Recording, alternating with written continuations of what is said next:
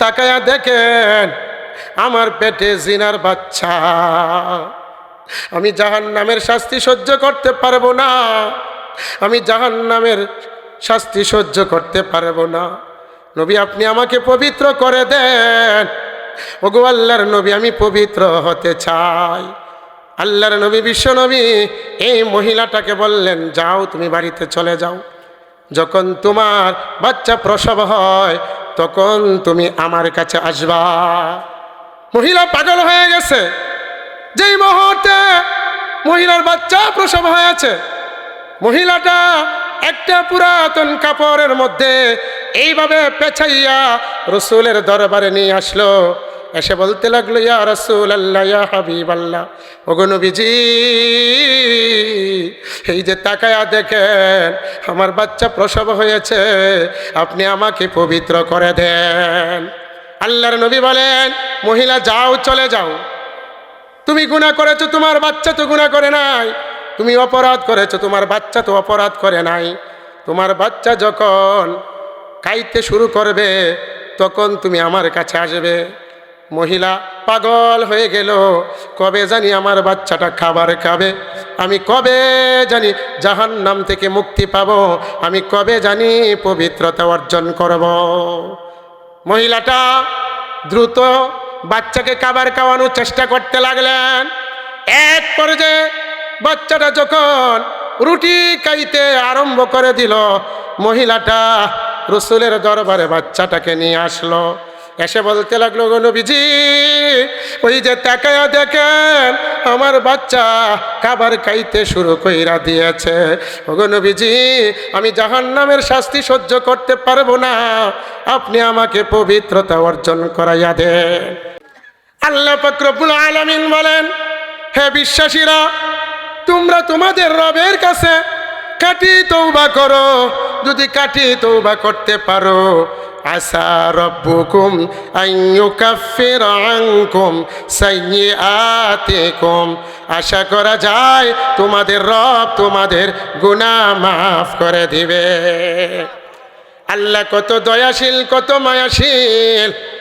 এই যে নুজুলের রহমত কিছুক্ষণ পরেই শুরু হয়ে যাবে। আল্লাহ প্রথম আসমানে এসে ডাকে, বান্দা আলা মিন মুস্তাগফিরিন ফাগফির লাহু, কে আছো, কে আছো, গুনাহ করেছো, তোমার গুনাহ পাহাড় পরিমাণ হয়ে গেছে, তুমি গুনাহ করেছো, তোমার গুনাহ সমুদ্রের ফেনা পরিমাণ হয়ে গেছে। বান্দা তুমি গুনাহ করেছো, তোমার গুনাহ আকাশ পরিমাণ হয়ে গেছে।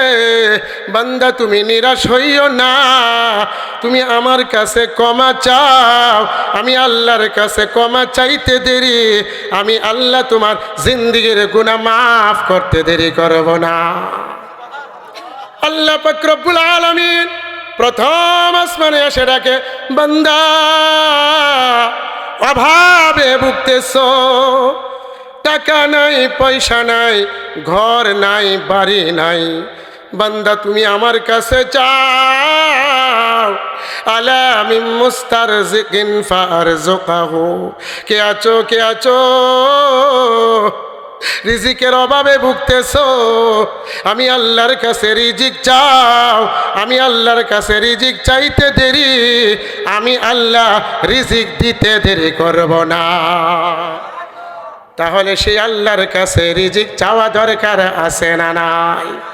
সেই আল্লাহর কাছে তওবা করার দরকার আছে না নাই? সেই আল্লাহর কাছে ক্ষমা চাওয়ার দরকার আছে না নাই? আল্লাহ পাক রব্বুল আলামিন বলেন, ইয়া আইয়ুহাল্লাযীনা আমানু তুবু ইলাল্লাহি তাওবাতান নাসুহা, হে বিশ্বাসীগণ তোমরা কাটি তওবা করো।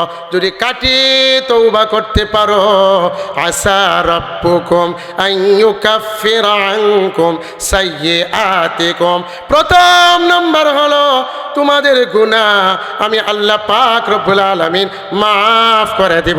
সুবহানাল্লাহ।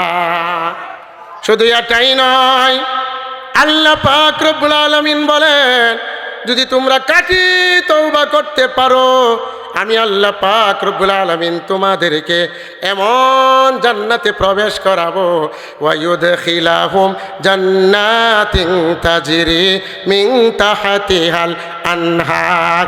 জোরে বলা যাবে কি আল্লাহু আকবার। আল্লাহ পাক রব্বুল আলামিন বলেন, যদি তোমরা কাটিয়ে তওবা করতে পারো, আমি আল্লাহ পাক রব্বুল আলামিন তোমাদের জন্য এত সুখের জান্নাত রেখে দিয়েছি, যেই জান্নাতের তলদেশ দিয়ে নদী প্রবহমান। সুবহানাল্লাহ। আয়াতের প্রতি লক্ষ্য করেন, আল্লাহ পাক রব্বুল আলামিন এখানে আনহার শব্দ ব্যবহার করেছেন, নাহার শব্দ ব্যবহার করেন নাই, আনহার শব্দ ব্যবহার করেছেন। আল্লাহ বুঝা দিলেন, বান্দা তোমরা যদি আমি আল্লাহর কাছে কাটি তওবা করতে পারো, আমি আল্লাহ তোমাদের জন্য তোমাদের বাসস্থান জান্নাতের ব্যবস্থা করে দিব, যেই জান্নাতের মধ্যে রয়েছে পানির নহর। সুবহানাল্লাহ। যেই পানি কখনো কালার নষ্ট হবে না, স্বাদ নষ্ট হবে না, গ্রাণ নষ্ট হবে না। সুবহানাল্লাহ। আল্লাহ পাক রব্বুল আলামিন বুঝিয়ে দিলেন, ও বান্দারা তোমরা যদি আমি আল্লাহর কাছে কাটি তওবা করতে পারো, আমি আল্লাহ তোমাদের জন্য জান্নাতের মাঝে এমন নহরের ব্যবস্থা রেখে দিয়েছি, দুধের নহরের ব্যবস্থা রেখে দিয়েছি। চিল্লায়া বলা যাবে কি সুবহানাল্লাহ। দুনিয়ার দুধ ডেট ফেল হয়ে গেলেই নষ্ট হয়ে যায়, ঠিক কি না? কিন্তু সেই দুধের নহর কালার নষ্ট হবে না, স্বাদ নষ্ট হবে না, গ্রাণ নষ্ট হবে না। জোরে বলা যাবে কি সুবহানাল্লাহ। আল্লাহ বুঝা দিলেন, বান্দা তোমরা যদি কাটি তওবা করতে পারো, আমি আল্লাহ তোমাদের জন্য যেই জান্নাত রেখে দিয়েছি, সেই জান্নাতের মাঝে আমি আল্লাহ পাক রব্বুল আলামিন মধুর নহর রেখে দিয়েছি। জোরে বলা যাবে কি সুবহানাল্লাহ। শুধু এটাই নয়, আল্লাহ পাক রব্বুল আলামিন বলেন, হে বিশ্বাসীগণ তোমরা যদি কাটি তওবা করতে পারো, আমি আল্লাহ পাক রব্বুল আলামিন জান্নাতের মাঝে তোমাদের জন্য এমন নহরের ব্যবস্থা রেখে দিয়েছি, শরাবের নহর রেখে দিয়েছি। জোরে বলা যাবে কি সুবহানাল্লাহ। দুনিয়ার শরাব পান করলে মাথা ধরে মাতলামির ভাব হয়, ঠিক কিনা? দুনিয়াতে শরাব পান করা হারাম, ঠিক কিনা? অথচ সেই দিন আল্লাহ পাক রব্বুল আলামিন এমন একটা শরাবের ব্যবস্থা করেছেন, যেই শরাব পান করলে আপনি মাতলা হইবেন না, আপনার মাথাও ধরবে না, আপনার ব্রেইনও লোপ পাবে না। জোরে বলা যাবে কি সুবহানাল্লাহ। আল্লাহ কোরআনে বলেন, লা ইউসাদ্দাউনা আনহা ওয়া লা ইউনজিফুন। মাথা ব্যথাও হবে না, আপনার ব্রেইনও লোপ পাবে না। সুবহানাল্লাহ। তাহলে তওবার দ্বিতীয় নম্বর ফজিলত, আল্লাহ বলেন তোমরা যদি কাটি তওবা করতে পারো, আমি আল্লাহ পাক রব্বুল আলামিন তোমাদের জন্য এমন জান্নাতের ব্যবস্থা রেখেছি, যেই জান্নাতে তোমাদেরকে প্রবেশ করাবো, সেই জান্নাতের তলদেশ দিয়ে আমি আল্লাহ নদী নালা প্রবহমান রেখেছি। সুবহানাল্লাহ। শুধু এটাই নয়, আল্লাহ পাক রব্বুল আলামিন বিন্নাতে বলেন, ইন্নাল্লাহা ইউহিব্বুত তাওয়াবিন ওয়া ইউহিব্বুল মুতাতাহহিরিন। আল্লাহ পাক রব্বুল আলামিন বলেন, নিশ্চয় আমি আল্লাহ পাক রব্বুল আলামিন তওবাকারীদেরকে ভালোবাসি। জোরে বলা যাবে কি সুবহানাল্লাহ। আল্লাহ পাক রব্বুল আলামিন বলেন, নিশ্চয় আমি আল্লাহ পাক রব্বুল আলামিন পবিত্রতা অর্জনকারীদেরকে ভালোবাসি। সুবহানাল্লাহ। জোরে বলেন তো, আল্লাহর ভালোবাসা পাওয়ার দরকার আছে না নাই? কার কার আছে? আল্লাহর ভালোবাসা পাওয়ার কার কার প্রয়োজন আছে? সকলেই। আল্লাহ আমাদের সবাইকে যেন আল্লাহর ভালোবাসা পাওয়ার তৌফিক দান করেন। সবাই বলেন আমিন। আল্লাহ পাক রব্বুল আলামিন বলেন, ইন্নাল্লাহা ইউহিব্বুত তাওয়াবিন। নিশ্চয় আমি আল্লাহ পাক রব্বুল আলামিন তওবাকারীদেরকে ভালোবাসি।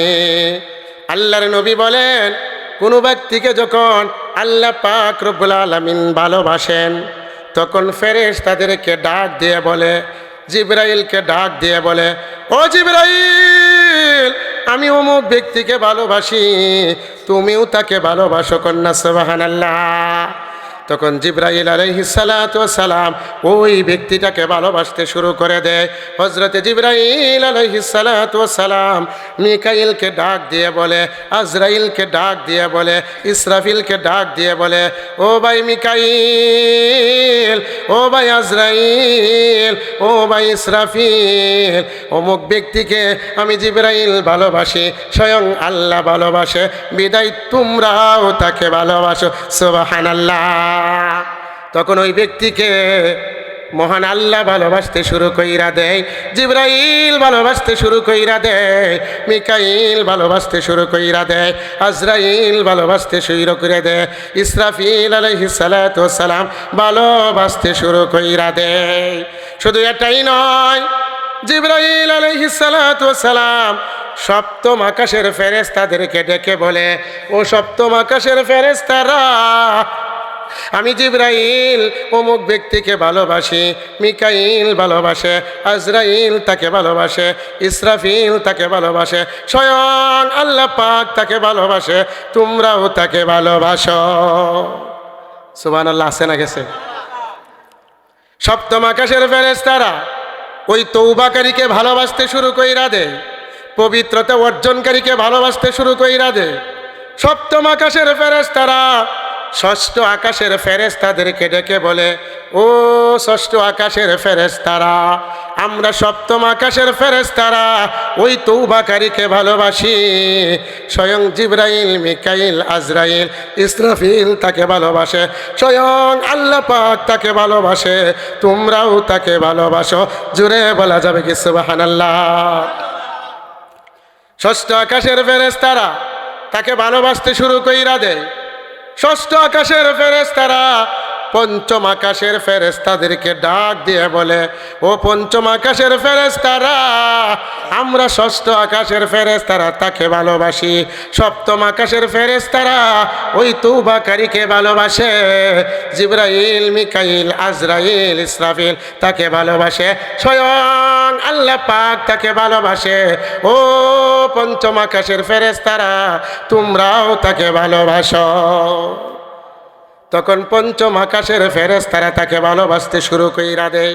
পঞ্চম আকাশের ফেরেশতারা চতুর্থ আসমানের ফেরেশতাদেরকে ডাক দিয়ে বলে, ও চতুর্থ আসমানের ফেরেশতারা, আমরা ওই তওবাকারীকে ভালোবাসি, ষষ্ঠ আকাশের ফেরেশতারা ভালোবাসে, সপ্তম আকাশের ফেরেশতারা ভালোবাসে, চারজন বড় ফেরেশতারা তাকে ভালোবাসে, স্বয়ং আল্লাহ তাকে ভালোবাসে, তোমরাও তাকে ভালোবাসো।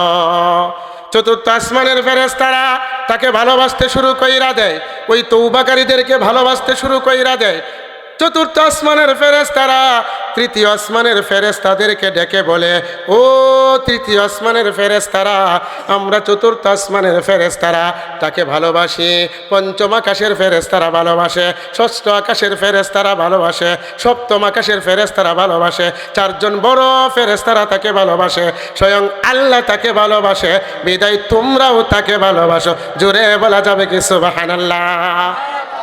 তৃতীয় আসমানের ফেরেশতারা দ্বিতীয় আসমানের ফেরেশতাদেরকে বলে, দ্বিতীয় আসমানের ফেরেশতারা প্রথম আসমানের ফেরেশতাদেরকে বলে, প্রথম আসমানের ফেরেশতারা জমিনের ফেরেশতাদেরকে ডেকে বলে, ও জমিনের ফেরেশতারা, আমরা প্রথম আসমানের ফেরেশতারা তাকে ভালোবাসি, দ্বিতীয় আসমানের ফেরেশতারা, তৃতীয় আসমানের ফেরেশতারা, চতুর্থ আসমানের ফেরেশতারা, পঞ্চম আকাশের ফেরেশতারা, ষষ্ঠ আকাশের ফেরেশতারা, সপ্তম আকাশের ফেরেশতারা, চারজন বড় বড় ফেরেশতারা, স্বয়ং আল্লাহ তাকে ভালোবাসে। ও জমিনের ফেরেশতারা, তোমরাও তাকে ভালোবাসো। তখন জমিনের ফেরেশতারা তাকে ভালোবাসতে শুরু কইরা দেয়। জমিনের ফেরেশতারা মাখলুকাতের অন্তরের মধ্যে ওই তওবাকারীর ভালোবাসা পয়দা করে দেয়। আর তওবাকারী যেই জায়গা দিয়ে হাঁটে, যেখানেই হাঁটে, সেখানেই সম্মান চলতে থাকে। ঠিক কিনা সুবহানাল্লাহ? তাহলে জমিনের মাখলুকাতের ভালোবাসা পাওয়ার দরকার আছে না নাই? জমিনের ফেরেশতাদের ভালোবাসা পাওয়ার দরকার আছে না নাই? আসমানের ফেরেশতাদের ভালোবাসা পাওয়ার দরকার আছে না নাই? জিবরাইল, মিকাইল, আজরাইল, ইসরাফিলের ভালোবাসা পাওয়া দরকার আছে না নাই? স্বয়ং আল্লাহর ভালোবাসা পাওয়ার দরকার আছে না নাই? যদি ভালোবাসা পেতে চান তাহলে কি করতে হবে? আল্লাহ কোরআনে বলেন, ইন্নাল্লাহা ইউহিব্বুত তাওয়াবিন, নিশ্চয় আমি আল্লাহ পাক রব্বুল আলামিন তওবাকারীদেরকে ভালোবাসি। তাহলে তওবার দরকার আছে না নাই? আল্লাহ পাক রব্বুল আলামিন বলেন, ওয়া ইউহিব্বুল মুতাতাহহিরিন, নিশ্চয় আমি আল্লাহ পাক রব্বুল আলামিন পবিত্রতা অর্জনকারীদেরকে ভালোবাসি। তাহলে পবিত্রতা অর্জন করা দরকার আছে না নাই? আছে না নাই? পবিত্রতা অর্জন না করলে কবরে শাস্তি হয়। আল্লাহর নবী বিশ্বনবী একদিন সাহাবীদেরকে নিয়ে হাঁটতে লাগলেন। হঠাৎ করে আল্লাহর নবী দাঁড়ায়া গেলেন। সাহাবায়ে কেরাম বলতে লাগলো, ইয়া রাসূলুল্লাহ, ইয়া হাবিবাল্লাহ, ওগো নবীজি, আপনি হাঁটতেছিলেন, হঠাৎ কেন আপনি দাঁড়ায়া গেলেন? আল্লাহর নবী বলেন, সাহাবীরা রে, আমি নবী যা জানি তোমরা তা জানো না, ঠিক কিনা? আমি নবী যা দেখি তোমরা তা দেখো না। আমি নবীকে যা জানায়া দেওয়া হয় তোমাদেরকে তা জানায়া দেওয়া হয় না। ও সাহাবীরা শুনো, আমি যে হাঁটতেছিলাম আমাকে জানায়া দেওয়া হয়েছে ওই দুইটা কবরের মধ্যে আযাব হচ্ছে। সাহাবায়ে কেরাম বলেন, নবী গো, এমন কি গুনাহের কারণে তাদেরকে আযাব দেওয়া হচ্ছে?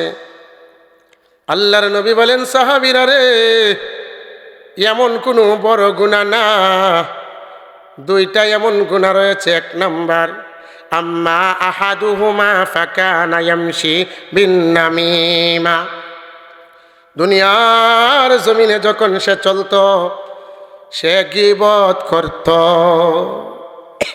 আমাদের সমাজে গীবত আছে না নাই? 5 টাকার চা খায় শ্বাসতলে বৈশা আধা ঘন্টা গল্প করে। আধা ঘন্টা যদি গল্প করে, আধা ঘন্টার মাঝে 5 মিনিট যদি ভালো কথা বলে, 25 মিনিটে অন্যের গীবত করে, ঠিক কিনা?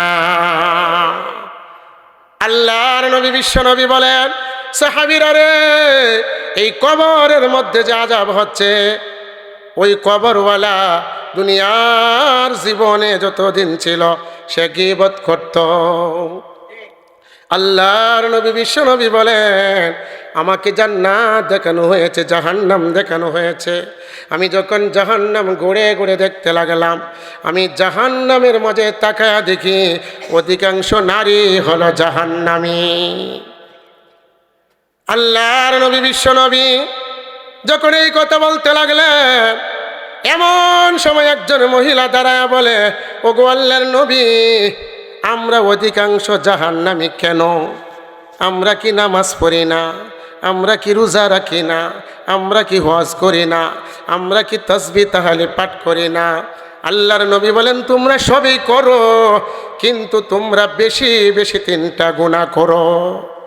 আল্লাহর নবী বলেন, প্রথম নাম্বার হলো মহিলারা বেশি বেশি গীবত করে।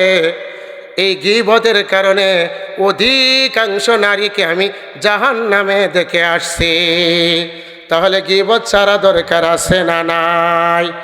আল্লাহর নবী বিশ্বনবী বলেন, আল গীবাতু আশাদ্দুম মিনাজ জিনা, গীবত হলো জিনার চেয়ে আরো ভয়ানক।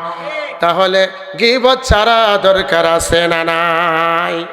কবরে যেই সমস্ত কারণে আযাব হয়, এর মধ্যে একটা কারণ হলো গীবতের কারণে আযাব হয়, আর একটা হলো অপবিত্রতার কারণে আযাব হয়। আল্লাহর নবী বলেন, মহিলারা শোনো, দ্বিতীয় নাম্বার, আমি জাহান্নামে অধিকাংশ মহিলাদেরকে দেখে আসছি, তার কারণ হলো তারা স্বামীদের অকৃতজ্ঞতা প্রকাশ করে। অথচ স্বামীটা মাথার গাম পায়ে ফেলে রাত্রকে দিন বানায় বিবিটাকে সুখে রাখার জন্য, ঠিক কিনা? বিবি বাচ্চাকে সুখে রাখার জন্য রাত্রকে দিন বানায়, নিজের কবর রাখে না, স্বাস্থ্যের কবর রাখে না, ঘুমের কবর রাখে না, এত কষ্ট করে বিবিটাকে সুখে রাখার জন্য। কিন্তু ওই মহিলারা স্বামীর অকৃতজ্ঞতা প্রকাশ করে। ও মহিলারা, আমি এই জন্যই অধিকাংশ নারীদেরকে জাহান্নামে দেখে আসছি। তৃতীয় নম্বর কারণ হলো, আল্লাহর নবী বলেন, ও মহিলারা, আমি অধিকাংশ নারীদেরকে দেখে আসছি জাহান্নামে। এর কারণ হলো তারা বেশি বেশি লানত করে। ঠিক কিনা? কিছু ওইতেই বলে তোর বুহ টাড়া ফরুক। ঠিক কিনা? এই স্বভাবগুলা ছেড়ে দিতে হবে, না হয় নবী দেখে আসছে অধিকাংশ নারী জাহান্নামী। ও আমার পর্দার আড়ালের মা ও বোনেরা, আপনারা যারা শুনতেছেন, আমি হাতে ধরি পায়ে ধরে বলি, মাগো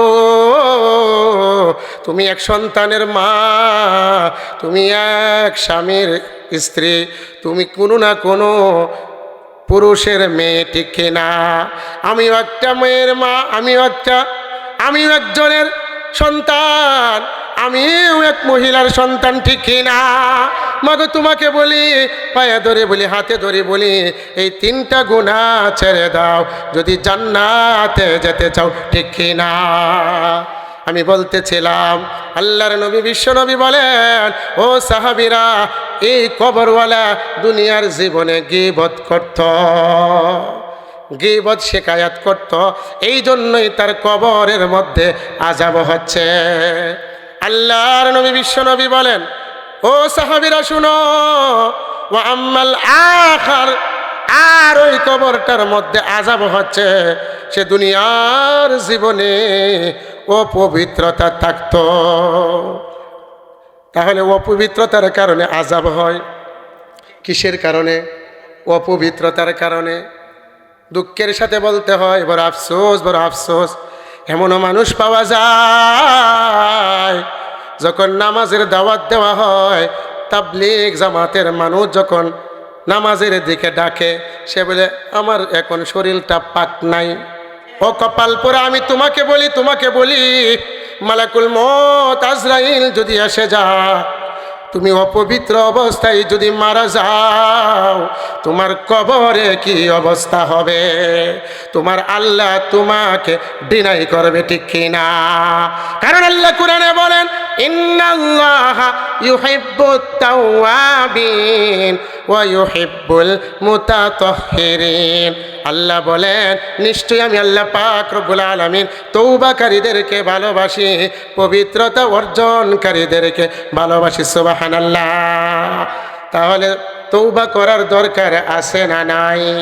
পবিত্রতা অর্জন করার দরকার আছে না নাই? আল্লাহর নবী বিশ্ব নবী বলেন, আরেকটা কারণে কবরে আযাব হয়, সেটা হলো নামাজ ছেড়ে দেওয়ার কারণে। আল্লাহর নবী বিশ্ব নবী বলেন, কবরে আযাব হয় নামাজ না পড়ার কারণে। তাহলে নামাজের দরকার আছে না নাই? জীবিত থাকতে না মইরা গিয়া? জীবিত থাকতে। আসবে মরণ কবে কখন, আসবে মরণ কবে কখন কারো জানা নাই। আজরাইল আসিবার আগে নামাজ পড়ো ভাই। আসবে মরণ কবে কখন কারো জানা নাই। তোমার জানাজার নামাজের আগে নামাজ ধরো ভাই, নইলে কিন্তু কোনো গতি নাই। ঠিক কিনা? আমি বলতেছিলাম, আল্লাহ পাক রব্বুল আলামিন বলেন, ইয়া আইয়ুহাল্লাযীনা আমানু তুবু ইলাল্লাহি তাওবাতান নাসুহা। হে বিশ্বাসীগণ, তোমরা কাটি তওবা করো। যদি কাটি তওবা করতে পারো, এক নম্বর ফজিলত হলো তোমাদের গুনাহ মাফ করে দিব। দুই নম্বর হলো তোমাদেরকে এমন জান্নাতে প্রবেশ করাবো যেই জান্নাতের তলদেশ দিয়ে নদী নালা প্রবহমান। চিল্লায় বলেন সুবহানাল্লাহ। শুধু এটাই নয়, কাটি তওবা যদি করতে পারেন, মহান রব আপনাকে ভালোবাসবে। সুবহানাল্লাহ। আল্লাহ যদি ভালোবাসে, তাহলে আপনি আমার কি কোনো চিন্তা আছে নাকি? তাহলে তওবার দরকার আছে না নাই? আছে না নাই? জীবিত থাকতে না মইরা গিয়া তওবা কখন করতে হবে? জীবিত থাকতে। আল্লাহর নবী বিশ্ব নবী যখন জাহান্নামের চিত্র তুলে ধরতে লাগলেন, এমন সময় একজন সাহাবী দাঁড়ায়া বলে, ইয়া রাসূলুল্লাহ, ইয়া হাবিবাল্লাহ, ওগো নবীজি, আমি জাহান্নামের শাস্তি সহ্য করতে পারবো না, আমি তওবা করতে চাই। ওগো নবীজি, ইন্নী জানাইতু, আমি জিনা করেছি, তহিরনি, আপনি আমাকে পবিত্র করে দেন। মাইস বিন মালিক রাদিয়াল্লাহু তাআলা আনহু যখন আল্লাহর নবীকে বলতে লাগলেন, ইন্নী জানাইতু, আমি জিনা করেছি, আমি তওবা করতে চাই, আপনি আমাকে পবিত্র করে দেন। আল্লাহর নবী বিশ্ব নবী কিছুই বললেন না, তাকে ব্রেক করে বাড়িতে পাঠায়া দিলেন। পরের দিন আবার রসুলের দরবারে আসলো। রসুলের দরবারে এসে বলে, ওগো আল্লাহর নবী, আমি অপরাধ করেছি, নিজের উপরে জুলুম করেছি, অন্যায় করেছি, অবিচার করেছি, তহিরনি, আপনি আমাকে পবিত্র করে দেন। আল্লাহর নবী সেদিনও কিছু বললেন না, সেদিনও পাঠিয়ে দিলেন। তৃতীয় দিন আবার নবীর দরবারে এসে বলে, ইন্নী জানাইতু, আমি জিনা করেছি, তহিরনি, আপনি আমাকে পবিত্রতা করে দেন, পবিত্র বানায়া দেন। আল্লাহর নবী বিশ্ব নবী সেদিনও বিচার করলেন না, সাহাবীদেরকে ডাইকা মাইস বিন মালিকের সম্প্রদায়ের কাছে পাঠায়া দিলেন। ও সাহাবায়ে কেরাম, মাইস বিন মালিক কেন স্বেচ্ছায় সে কারাদণ্ড নিতে চায়? কারণ তাদের ছিল জাহান্নামের ভয়, ঠিক কিনা? আর আমাদের সমাজে আমাদের জাহান্নামের ভয় না থাকার কারণে একটা নয়, দুটা নয়, 100 জিনা করেও মিষ্টি বিতরণ করে এমন কুলাঙ্গার বাংলাদেশে ছিল কিনা? যদি প্রকাশ্যে পার্লামেন্টের সামনে যদি বিচার করা হইতো, কোনো কুলাঙ্গার আপনি আমার কলিজার টুকরা মেয়েটাকে দর্শন করার মতো সাহস পাইতো না, ঠিক কিনা? আল্লাহ কুরআনে বলেন, ওয়ালা তাকরাবুজ জিনা ইন্নাহু কানা ফাহিশা ওয়া সাআ সাবিলা। জিনা করবা তো দূরের কথা, জিনার দ্বারে কাছেও যাইবা না, কারণ এটা মন্দ রাস্তা, এটা মন্দ গুনাহ। এই রাস্তাটা টানতে টানতে জাহান্নাম পর্যন্ত পৌঁছায়া দেয়। চিল্লায় বলেন নাউজুবিল্লাহ। এই বউলাই বাজার থেকে গাড়ি যেমন টানতে টানতে মেন শহরে নিয়ে যায়, ঠিক কিনা? ঠিক তেমনি ভাবে ওই গুনাহটা বান্দা বান্দিকে টানতে টানতে জাহান্নাম পর্যন্ত পৌঁছায়া দেয়। তাহলে এই গুনাহ করা যাবে কি? করা যাবে না। সাহাবী বলে, ইয়া রাসূলুল্লাহ, ইয়া হাবিবাল্লাহ, ওগো নবীজি, আমি গুনাহ করেছি। রব্বানা যালামনা আনফুসানা ওয়া ইল্লাম তাগফির লানা ওয়া তারহামনা লানাকুনান্না মিনাল খাসিরিন। যে তওবা করে আল্লাহ তাকে ভালোবাসে। আদম আলাইহিস সালাতু ওয়াস সালাম তওবা করছে, আল্লাহ তাকে ভালোবাসছে, তাকে মাফ করে দিয়েছে। ইবলিস তওবা করে নাই, অহংকার করেছে, আল্লাহ পাক রব্বুল আলামিন তাকে বিতাড়িত করে দিয়েছেন, তার আমলগুলা নষ্ট হয়ে গেছে, ঠিক কিনা? আল্লাহর নবী বলেন, আল হাসাদু ইয়াকুলুল হাসানাত কামা তাকুলুন নারুল হাতাব। আল্লাহর নবী বলেন, আগুন যেমন ভাবে লাকড়িকে পুরাইয়া সরকার করিয়া দেয়, হিংসা অহংকার মানুষের নেক আমলকে পুরাইয়া সরকার করিয়া দেয়। তাহলে হিংসা ছাড়ার দরকার আছে না নাই? আছে না নাই? সে হিংসা করে। ইবলিস তওবা করে নাই, আদম তওবা করেছে। আল্লাহ পাক আদম আলাইহিস সালাতু ওয়াস সালামকে মাফ করে দিয়েছে। তাদের অন্তরে ছিল জাহান্নামের ভয়, আল্লাহর ভয়। জাহান্নামের শাস্তির ভয়। মাইজ বিন মালিক রসুলের দরবারে এসে বলে, ইন্নি জানাইতু, ওগো নবীজি আমি জিনা করেছি, তহিরনি, আপনি আমাকে পবিত্র করে দে। আল্লাহর নবী বিশ্ব নবী সাহাবীদেরকে পাঠিয়ে দিলেন, যাও মাইজ বিন মালিকের সম্প্রদায়ের কাছে গিয়ে জিজ্ঞেস করো মাইজ বিন মালিক কেন স্ব ইচ্ছায় শাস্তি পেতে চায়। কবর নিয়ে দেখো সে মাতাল, সে নিশাগ্রস্ত নাকি। সাহাবায়ে কেরাম তার সম্প্রদায়ের কাছে গেল, গিয়ে জিজ্ঞেস করতে লাগলো, ও মালিক ইবনে মাইজের ও সম্প্রদায়ের লোকেরা, মাইজ বিন মালিকের সম্প্রদায়ের লোকের কাছে জিজ্ঞেস করতে লাগলো, মাইজ বিন মালিক পাগল নাকি নিশাগ্রস্ত।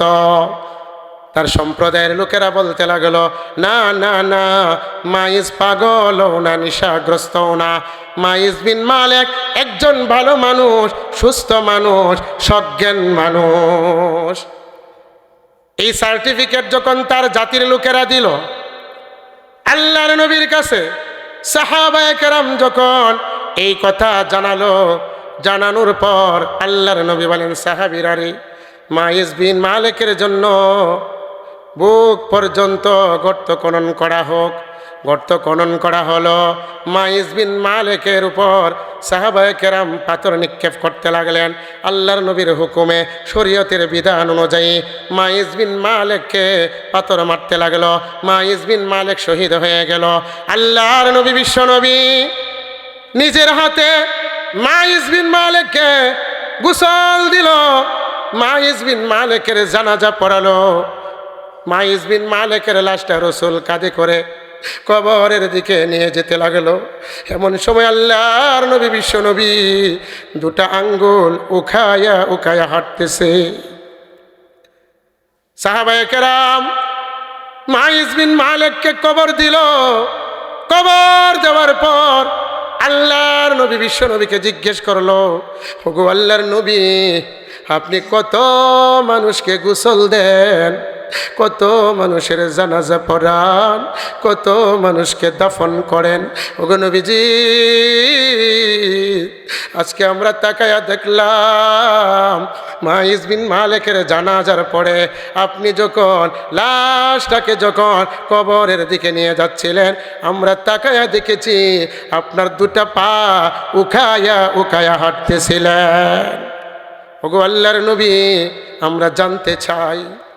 আল্লাহর নবী বিশ্ব নবী বলেন, ও সাহাবীরা শুনো, আমার মাইজ বিন মালিক এমন কাটি তওবা করেছে যে তওবার কারণে মহান আল্লাহ খুশি হইয়া ৭০,০০০ ফেরেশতা জমিনে পাঠাইয়া দিছে। জোরে বলা যাবে কি সুবহানাল্লাহ? আল্লাহর নবী বলেন, ও সাহাবীরা শুনো, মাইজ বিন মালিকের তওবা আল্লাহ এমন ভাবে পছন্দ করেছে, আল্লাহ পাক রব্বুল আলামিন মাইজ বিন মালিকের জানাজার মধ্যে ফেরেশতা পাঠাইয়া দিছে। সুবহানাল্লাহ। তাহলে এমন তওবার দরকার আছে না নাই? তওবা করার সুযোগ আছে না নাই? আছে। শুধু এটাই নয়, কিছুদিন পর আবার আরেকটা মহিলা, গামিদী নাম্নী এক মহিলা রসুলের কাছে এসে বলতে লাগলো, ইয়া রাসূলুল্লাহ, ইয়া হাবিবাল্লাহ, ওগো নবীজি, আপনি আমাকে শরীয়তের বিধান অনুযায়ী পবিত্র করে দেন। আল্লাহর নবী মাইজ বিন মালিকের মতো সেদিনও মুখটা অন্যদিকে ফিরাইয়া নিলেন। মহিলা বলতে লাগলো, ইয়া রাসূলুল্লাহ, ইয়া হাবিবাল্লাহ, ওগো নবীজি, আপনি মাইজ বিন মালিকের মতো আমাকেও আপনি ফিরিয়ে দিবেন না? ওগো নবীজি, তাকায়া দেখেন আমার পেটে জিনার বাচ্চা, আমি জাহান্নামের শাস্তি সহ্য করতে পারবো না, আমি জাহান্নামের শাস্তি সহ্য করতে পারবো না। নবী, আপনি আমাকে পবিত্র করে দেন। ওগো আল্লাহর নবী, আমি পবিত্র হতে চাই। আল্লাহর নবী বিশ্ব নবী এই মহিলাটাকে বললেন, যাও তুমি বাড়িতে চলে যাও, যখন তোমার বাচ্চা প্রসব হয় তখন তুমি আমার কাছে আসবা। মহিলা পাগল হয়ে গেছে। যেই মুহূর্তে মহিলার বাচ্চা প্রসব হয়েছে। মহিলাটা একটা পুরাতন কাপড়ের মধ্যে এইভাবে পেঁচাইয়া রসুলের দরবারে নিয়ে আসলো। এসে বলতে লাগলো, ইয়া রাসূলুল্লাহ, ইয়া হাবিবাল্লাহ, ওগো নবীজি, এই যে তাকায়া দেখেন আমার বাচ্চা প্রসব হয়েছে, আপনি আমাকে পবিত্র করে দেন। আল্লাহর নবী বলেন, মহিলা যাও, চলে যাও। তুমি গুনাহ করেছো, তোমার বাচ্চা তো গুনাহ করে নাই। তুমি অপরাধ করেছো, তোমার বাচ্চা তো অপরাধ করে নাই। তোমার বাচ্চা যখন খাইতে শুরু করবে তখন তুমি আমার কাছে আসবে। মহিলা পাগল হয়ে গেল, কবে জানি আমার বাচ্চাটা খাবার খাবে, আমি কবে জানি জাহান্নাম থেকে মুক্তি পাব, আমি কবে জানি পবিত্রতা অর্জন করব। মহিলাটা দ্রুত বাচ্চাকে খাবার খাওয়ানোর চেষ্টা করতে লাগলেন। এক পর্যায়ে বাচ্চাটা যখন রুটি খাইতে আরম্ভ করে দিল, মহিলাটা রসুলের দরবারে বাচ্চাটাকে নিয়ে আসলো। এসে বলতে লাগলো, গো নবীজি, ওই যে তাকায়া দেখেন আমার বাচ্চা খাবার খাইতে শুরু কইরা দিয়েছে। ওগো নবীজি, আমি জাহান্নামের শাস্তি সহ্য করতে পারবো না, আপনি আমাকে পবিত্রতা অর্জন করাইয়া দেন, পবিত্র করে দেন। আল্লাহর নবী, বিশ্ব নবী বাচ্চাটাকে একজন সাহাবীর অধীনে দিয়ে দিলেন এবং সাহাবীদেরকে বললেন, ওই মাইজ বিন মালিকের মতো বুক পর্যন্ত একটা গর্ত খনন করে নাও। গর্ত খনন করে নেওয়া হলো। ওই মহিলাটাকে পাথর মারতে শুরু করে দিল। খালিদ বিন ওয়ালিদ পাথর মারতে শুরু করলো। এক পর্যায়ে মাথার মধ্যে যখন খালিদ বিন ওয়ালিদ একটা পাথর নিক্ষেপ করলো, পাথর নিক্ষেপ করার পর ওই মহিলার শরীর থেকে এক ফোঁটা রক্ত খালিদ বিন ওয়ালিদের গায়ে ছিটকে পড়ল। খালিদ বিন ওয়ালিদ ওই মহিলাটার প্রতি তাকাইয়া একটা নাক চিৎকা দিলেন।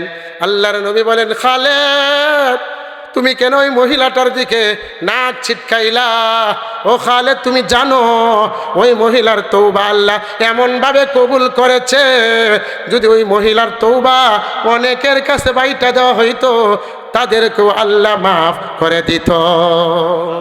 এই মহিলা কাটি তওবা করেছে। এই জন্যই আল্লাহ বলেন, ইয়া আইয়ুহাল্লাযী আমানু তুবু ইলাল্লাহি তাওবাতান নাসুহা। হে বিশ্বাসীগণ, তোমরা তোমাদের রবের কাছে তওবা করো। যদি তওবা করতে পারো, তোমার রব তোমাদেরকে মাফ করে দেবে। সুবহানাল্লাহ। যাই হোক, আলোচনা লম্বা করব না, হযরত এসে গেছেন। তাহলে আমি বলতেছিলাম, তওবা কবুল হওয়ার জন্য শর্ত কয়টা? 3টা, মনে আছে? 1 নাম্বার, গুনার প্রতি অনুতপ্ত হওয়া, লজ্জিত হওয়া। 2 নাম্বার, তাৎক্ষণিক গুনাহটা ছেড়ে দেওয়া। 3য় নাম্বার, দৃঢ় অঙ্গীকার করা, আমার দ্বারা আর এই গুনাহ হবে না, করব না, ইনশাআল্লাহ।